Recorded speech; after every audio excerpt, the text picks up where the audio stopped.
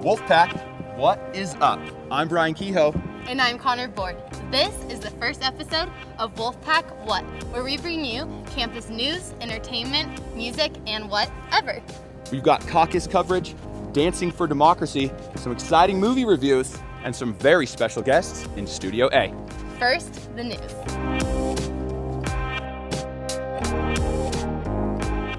We're here with one of our news editors, Karina Gonzalez. Hi, Karina. Hey guys. So right off the bat, here are the Nevada caucus results. On the Democratic side, Hillary Clinton won the state of Nevada with 53% of the vote. Here in Washoe County, Bernie Sanders pulled ahead of Clinton with 54%. On the Republican side, Donald Trump pulled a big upset, winning 46% of the statewide vote. Marco Rubio came in second with 24%, barely edging out Ted Cruz at 21%. Carson and Kasich trailed with 5% and 4% respectively. Washoe County's Republican results were nearly the same as the statewide numbers. Nevada doesn't have a normal primary vote. Instead, we have a caucus, which is a somewhat complicated process that is different for each party. Paulo Chalcida went to Mambo's nightclub to learn more.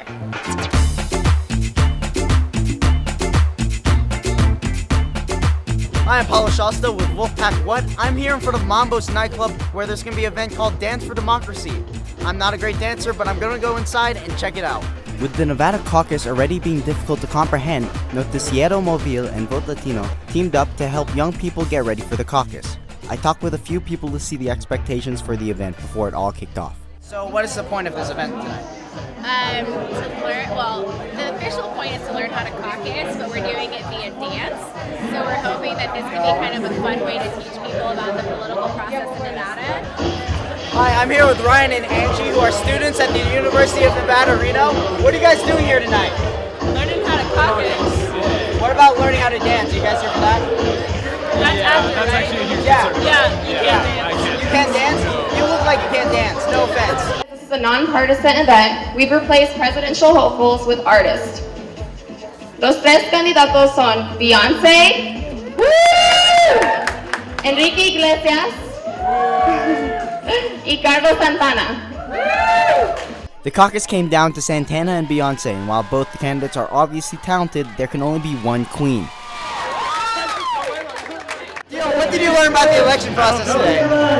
Well, it was interesting to learn how both the Republicans and Democrats have different styles of doing it. The Democrats seem more with their body, Republicans do with the ballot. So it was pretty interesting. I didn't know that before. Wolfpack What? I'm Paulo Chalcida. To talk a little bit more about the caucus, Connor Board is in Studio A. Connor? The most important thing to both of you is voter registration and getting college students involved. So why do you think it is so important for young people to be involved in this election? Do you want to take this one? Sure.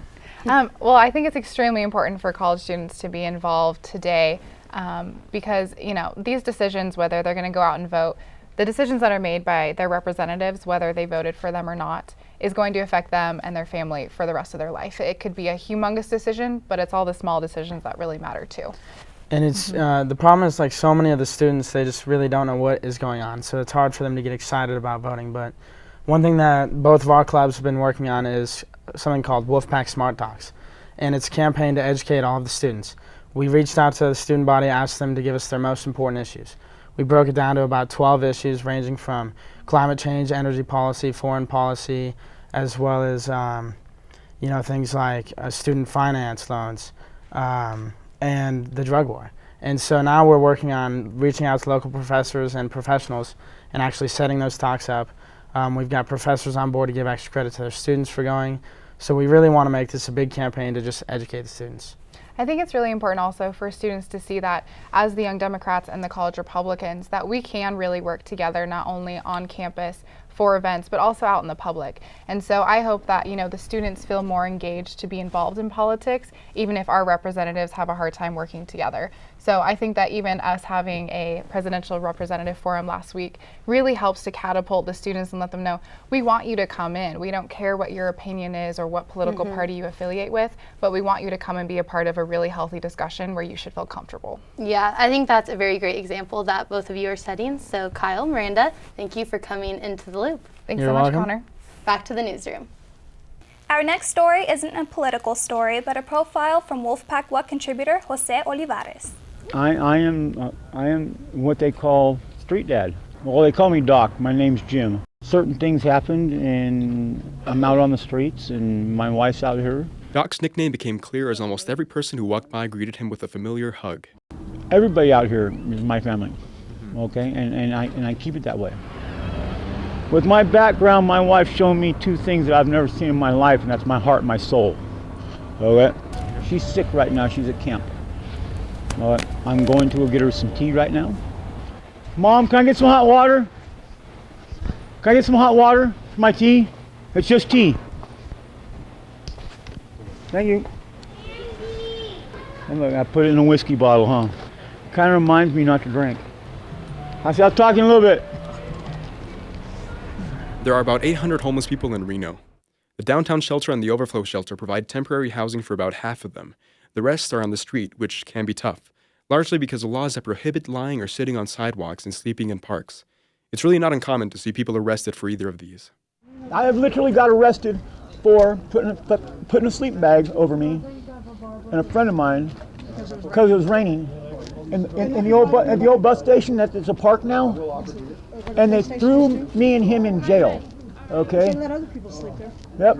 They said they threw us in jail because I was camping in the park without a permit. Yeah, they're running people off the river. They're running people out at any place they can stay. Any place. It doesn't matter where it's at. You're not allowed to be homeless, but where are we going to go? Doc says that he hopes people can realize that the homeless aren't different. They're just people who've fallen on hard times. Yeah, I have too many skills. I used to do multi-million-dollar houses. And look where I'm at now.